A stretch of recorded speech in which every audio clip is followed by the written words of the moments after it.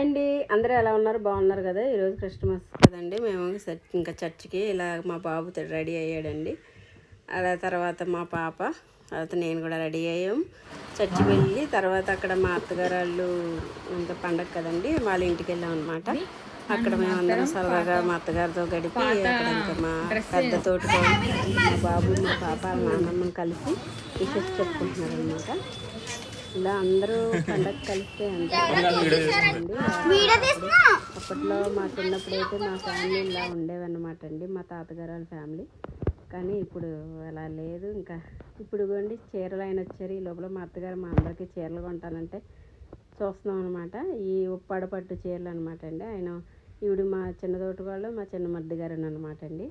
ఉప్పాడ పట్టు చీరలు ఆయన చూపిస్తున్నారు. ఈ చీరలన్నీ ఇవి 5,000 నుంచి 6,000 ఒక్కో చీర 6,000, ఒకటి